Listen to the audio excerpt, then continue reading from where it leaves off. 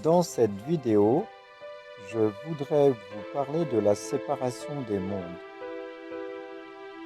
La planète Terre héberge une seule humanité, mais à y regarder de près, on peut y distinguer différents mondes, des ensembles de personnes qui manifestement ne sont pas animés par les mêmes buts. Ces buts sont bien différents et même divergent. Il y a un monde écologique dont je fais partie. Ce monde est animé par la vie, par les énergies du cœur, un désir de paix et d'harmonie en soi-même, avec les autres et avec la planète. Il cherche à faire grandir l'amour, à trouver le bonheur, à vivre le partage et la fraternité, à exprimer ses dons, sa créativité, sa diversité comme richesse et complémentarité. Ce monde a le souci de la nature, celle qui l'entoure et celle qu'il porte en lui, sa nature divine. Ce monde crée du bien-être, de la beauté, du plaisir partagé, de la joie. Il cherche l'accomplissement. À côté, il y a un monde technologique. Ce monde est animé par l'intellect et le mental, l'emprise sur la matière et les flux financiers.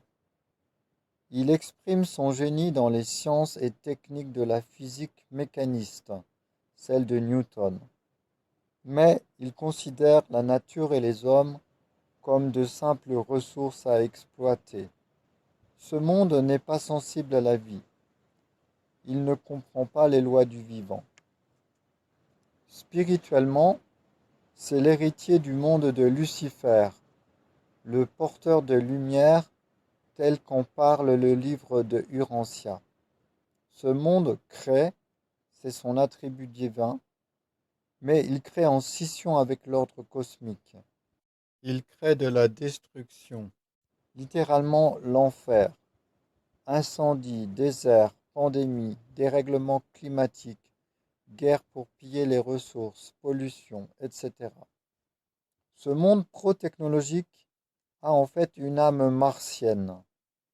J'en parle pour mettre la lumière sur cette réalité spirituelle. Ce sont ces mêmes âmes qui en fait ont détruit la vie sur la planète Mars il y a de cela des millions ou des milliards d'années. C'est sur cette même planète d'ailleurs que certains envisagent d'aller y implanter une colonie de terriens. Je vous dirais que c'est normal, vous savez, puisque leurs âmes sont attirées vers leur destin. Elles aspirent à aller retourner là-bas, réparer leur dette, celle d'avoir détruit la vie. Il y a un troisième monde, enfin, un monde égologique. Ce monde évolue entre les deux. Il est animé par ce que laisse miroiter la société moderne. Réussite personnelle, sociale, matérielle et financière, reconnaissance, notoriété, rôle dans la société, fonction, place en haut de l'échelle sociale, devenir influent, avoir du pouvoir sur les autres, notamment par l'argent, etc. Inconsciemment, ce monde est gouverné par les besoins légitimes de l'ego, les besoins de notre moi terrestre, notre moi incarné sur cette planète, besoins nutritionnels sur tous les plans, de sécurité, de reconnaissance, de valorisation, d'acceptation, d'amour. Mais à ne pas les satisfaire soi-même, à les chercher à l'extérieur, chez les autres, on devient dépendant. On dépend de ce pognon qui nous tient, de cet emploi que l'on n'aime pas, de ce patron que l'on déteste. On dépend de notre banquier pour les emprunts sur la maison, etc. Ce monde vit dans la lutte pour la survie.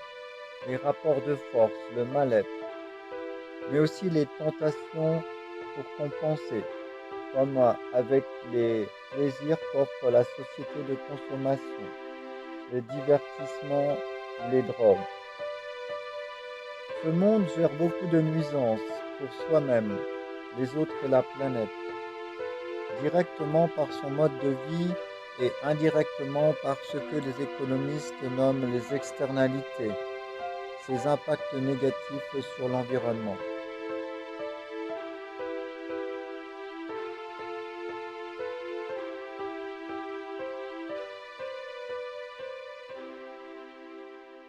Nous voyons clairement qu'actuellement ces mondes qui cohabitaient ne vont pas pouvoir poursuivre ainsi.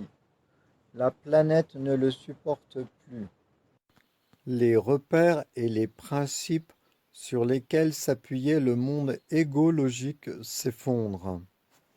Les hommes qui le constituent vont devoir choisir entre les deux autres mondes.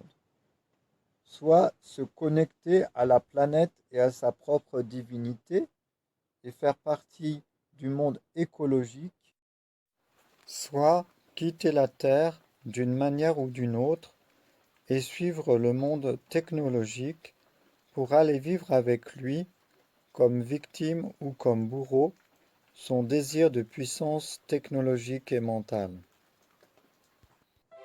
Le temps est venu de choisir, faites votre choix en âme et conscience. Le temps est venu de la séparation entre les mondes.